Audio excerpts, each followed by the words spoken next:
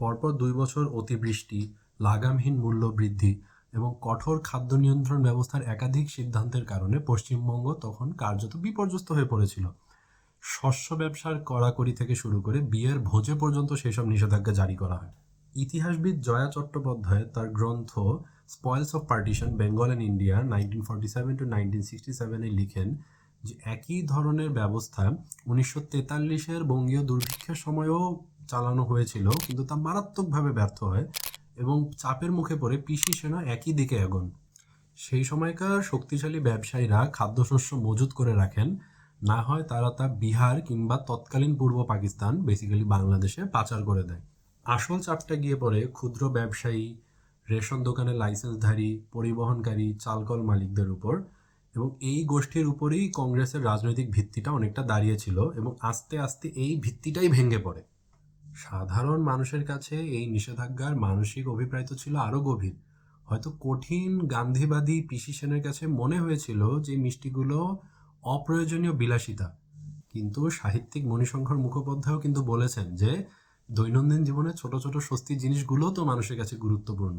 আর এই অনুপস্থিতিটাই মানুষজন মনে করেন যে এটা একটা রাষ্ট্রকে রিপ্রেজেন্ট করে, যেটা তাদের দৈনন্দিন জীবন রক্ষা করতে ব্যর্থ হয়েছে। সো সুইট ইন্ডাস্ট্রিটা কিন্তু ওভারনাইট ডেভাস্টেটেড হয়ে যায়। And Dhiman Das of KC Das, and bear in mind যে KC Das, which was open by Nabin Chandra Das, is often credited with inventing the Rasgulla back in 1868. He said the backbone of Bengal sweet trade was broken.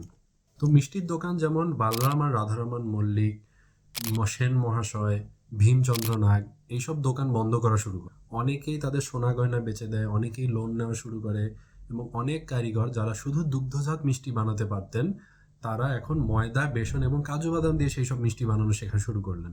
Black মার্কেটে এই মিষ্টিগুলো অনেক চড়া দামে পাওয়া শুরু হলো এবং ফাইনালি 1976 সালে এই কংগ্রেসই ক্ষমতাচ্যুত হয় by a United Front government that was led by Ajoy Mukherjee, and definitely he had communist support as well.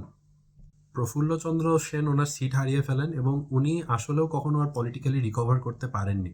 And I am not saying যে কংগ্রেসের ক্ষমতাচ্যুত হওয়ার পিছনে একটাই কারণ হচ্ছে রসগোল্লাটা, but it did leave a very bitter taste in their mouth, right? তো এটা থেকে অ্যাটলিস্ট একটা ভালো জিনিস হয় যে ওনারা মনে করলো যে ভবিষ্যতেও তো এরকম ব্যান আসতে পারে। তাই আর্লি 1970s কেসি দাস তাদের ফার্স্ট আউটলেট খুলে outside of Kolkata, and it was in Bangalore. It was situated at the corner of Church Street and Saint Mark's Road, and it was the first time that South India had a test of mishti doi. দেখেন, এই স্টোরিটা থেকে আমি যে লেসনটা personally নিছি যে এটা একটা কশনারি টেল, যে কি হয় যখন স্টেট শুধু স্কারসিটিকে রেগুলেট করতে চায় না, বাট কালচারকেও রেগুলেট করতে চায়। Thank you for bearing with me. See you again soon.